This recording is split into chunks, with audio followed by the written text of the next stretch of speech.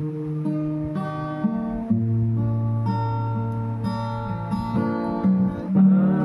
the deer fainteth for the waters of my soul longeth after thee.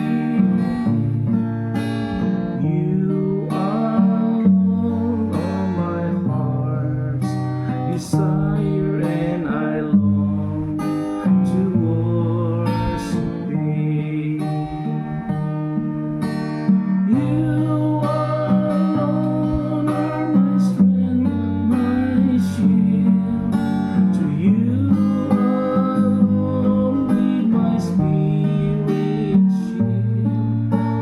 You alone are my heart's desire, and I long to worship thee. You alone are my strength, my shield. For you alone with my spirit yield. You alone are my heart desire, and I long to worship thee.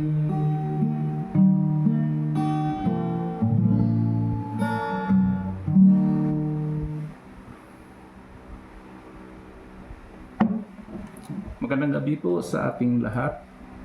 Purihin ang Panginoon, at muli ay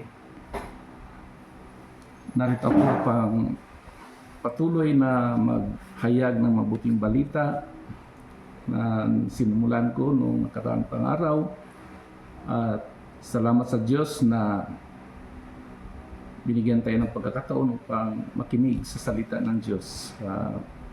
Shout out sa lahat ng makikinig dito sa Zamboanga del Norte, Liloy, sa Lamao, maging sa Masbate. Purihin ng Panginoon, sino mang makikinig dito sa gabing ito. Atin pong pakinggan ang title ng ating pag-usapan ngayon ay mga katanungan tungkol sa kaligtasan. Questions about salvation. So, tayo muna'y mag-pray. Hallelujah. Dakilang Diyos na makapangyarihan sa lahat, pinupuri ka namin at pinasalamatan sa gabing ito, Panginoon. Narito kami upang idulog namin, Panginoon, ang iyong salita na mahayag sa gabing ito. Ang dalangin, ibus mo, Lord, ang iyong presensya, Panginoon. Turuan mo ako sa paghayag ng iyong mabuting balita. I invite the Holy Spirit na mangusap sa lahat sa gabing ito. Salamat po, Ama. Sa iyo ang papurit parangal sa pangalan ni Jesus.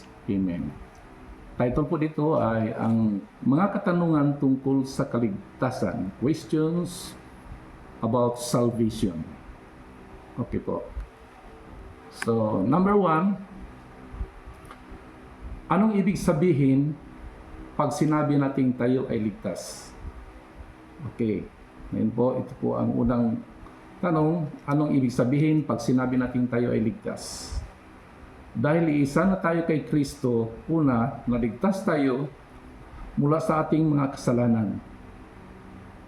At tayo ay pinatawad sa Colossus chapter 1 verse 13, 14, hindi ko na lang babasahin ang mga verses kundi dahil matagalan tayo. Ito lang, tinanggap din natin ang kabanalan ng Diyos. 2 Corinthians 5:21.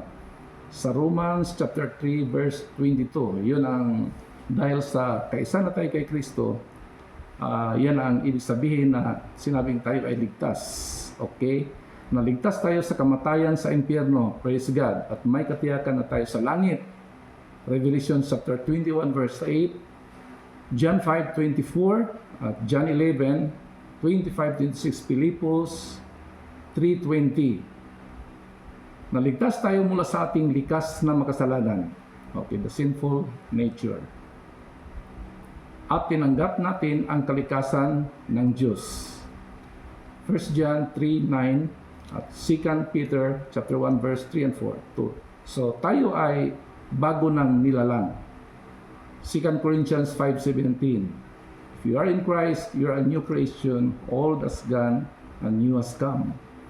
So dahil sa kasalanan, nahihiwalay tayo sa Diyos. Ngunit natanggap natin kay Kristo ang kapatawaran at ang pagiging isa sa Kanya. Ang layunin ng kaligtasan ay hindi lang para iligtas tayo sa kasalukuyang sumpa ng kasalanan at sa impyerno, kundi para manumbalik ang ating nasirang relasyon sa Diyos. Pangalawa, maililigtas ba tayo sa ating mabubuting gawa? Yun po ang ating pag-isipan, na maililigtas ba tayo ng ating mabuting gawa. Sabi sa Ephesians chapter 2 verse 8-9 na sapagkat dahil sa kagandahang loob ng Diyos, kayo ay naligtas sa pamamagitan ng pananampalataya, at ang kaligtasan ito ay kaloob ng Diyos at hindi ito bunga ng inyong mga gawa, kaya't walang dapat ipagmalaki ang sinuman. Yan ang sabi ni Apostol Pablo. So may dalawang dahilan kung bakit hindi tayo maililigtas ng ating mga gawa, sa ating mabuting gawa, hindi tayo maligtas. Una, ang kaligtasan ay kaloob ng Diyos. Ito po ang dahilan. At makakamit lamang natin ito sa pamamagitan ng pananampalataya at hindi sa ating mabubuting gawa. Tito 3:4-5. So ang kaligtasan ay natatanggap sa pamamagitan ng pananampalataya upang walang maipagmalaki sa Diyos at sa tao ang sinuman na siya ay naligtas dahil sa kanyang mabuting nagawa. Si Jesus lamang ang tanging tagapagligtas. Purihin ang Panginoon, wala nang iba. Nung tayo ay makasalanan pa, ang ating mabubuting gawa ay para lang isang maduming basahan, ayon sa sabi ng Isaiah 64:6 na nung tayo makasalanan pa, ang ating mabuting gawa ay para lang isang maduming basahan, filthy rags sa mata ng Diyos. Isaiah 64 verse 6. Na kahit na ano pa ang mabuting nagawa natin, makasalanan pa rin tayo, mga kaibigan. So walang sinumang makasalanan ang makapagpaalis ng kanilang kasalanan kahit na gaano pa kadami ang kanyang nagawa. Ang makasalanan ay alipin ng kanyang kasalanan. John 8:34. So si Kristo lang ang makapagligtas sa atin mula sa kasalanan. Matthew chapter 1 verse 21. Pagkatapos na tayo ay maligtas, ang mabubuting gawa na bunga ng banal na Espiritu ay dapat nang makita sa atin. Ephesians 2:8-10, Galatians 5:22-23. Na itong klase ng mabuting gawa na inspirado ng banal na Espiritu ay hindi na maduming basahan sa harapan ng Diyos. Sa halip, ito ay mga mababangong handog at sakripisyo na nakalulugod sa Kanya. Hebrew 13:16. So number 3, sa anong paraan maliligtas ang isang tao? Anong pamaraan para maligtas ang tao? Ang sabi sa Gawa, chapter 16, verse 30-31, ang bantay ng kulungan ay nagtanong kina Pablo at Silas, mga Ginoo, ano po ang dapat kong gawin upang ako'y maliligtas? Sumagot naman sila, sumampalataya ka sa Panginoong Hesus at maliligtas ka. Sumampalataya ka sa Panginoong Hesus at maliligtas ka, ito lamang ang paraan para maligtas ang isang tao. Ano ang ibig sabihin ng mananampalataya sa Panginoong Hesukristo? Itong klaseng pananampalataya ay hindi kalamang pangkaisipan lamang ng tao o head knowledge at mababaw o superficial lamang. Ngunit kasama sa pananampalataya, ito ang pagsuko. Kailangan nating sumuko. Kasama dito ang pagtanggi sa sarili, tanggihan ang sa sarili natin at buong pagpapasakop sa pagkapanginoon ni Jesus Christ. Itong saving faith o pananampalatayang nakapagliligtas ay kinikilala na si Jesucristo na ang Panginoon ng isang buhay magpakailanman. Ang ganitong uri ng pananampalataya ay inilarawan sa 2 Corinthians 5:15. Ang sabi, namatay siya para sa lahat upang ang mga nabubuhay ngayon ay huwag nang mabuhay para sa sarili, kundi para kay Kristo na namatay at muling nabuhay para sa kanila. Kung iyong ipagkakatiwala ang iyong buhay, mga kapatid, kay Jesus, tanggihan ang sarili at mamuhay para sa Kanya. Yun ang buhay natin na binago. Maliligtas ka. Philippians chapter 1 verse 21. Sa pang-apat po, kailan dapat maligtas ang isang tao? Kailan dapat maligtas ang isang tao? Ulitin ko. Ngayon, habang tayo ay buhay pa. Yun po ang dapat kailangan na maligtas tayo ngayon na habang tayo buhay pa. Hindi bukas, mga kaibigan, kung kailan patay na tayo. Ngayon ang panahong nararapat. Ngayon ang araw ng pagliligtas.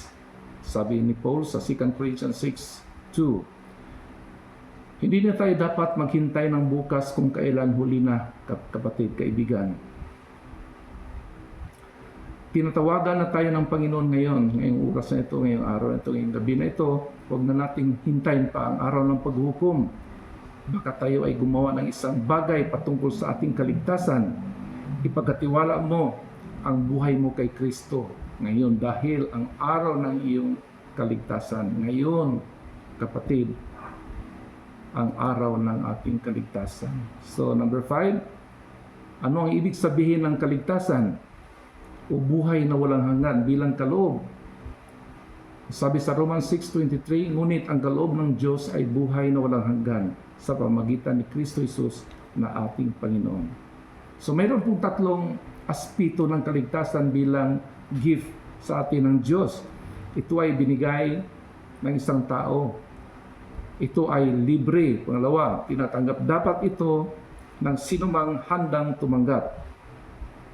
Ang pinakamagandang regalo ng Diyos sa atin na mga makasalanan ay si Jesus Christ. Sa Kanya lang natin matatanggap ang buhay na walang hanggan. So, tanggapin natin, dapat siya bilang Panginoon para sa ating kaligtasan at para sa ikasisiya ng Ama na nagbibigay sa Kanya para sa atin. Okay, dito na po ako magtatapos, mga kapatid, mga kaibigan. Ito po ang ating pagsasabuhay na magbigay ng tatlong bagay na natutunan mo sa mga ating pinag-usapan. Ito ay regalo sa tao, ito ay libreng kaloob ng Diyos, ito ay tatanggapin ng sinumang handang tumanggap. Praise God. So, ang tanong ko po sa inyo, mga kaibigan, natanggap niyo na ba ang libreng regalo ng Diyos ng kaligtasan? Kung hindi pa, naghanda ka na bang tanggapin siya ngayon? Kaya ito po ang title natin ay mga katanungan tungkol sa kaligtasan. Yun po, na maraming mga tao na hindi pa tiyak kung siya ay ligtas. Kaya ito po ang ibig sabihin na kapag naligtas tayo, sumampalataya, pagsisihan ng kasalanan, tanggapin si Kristo, yun po ang paraan ng kaligtasan, kasiguraduhan.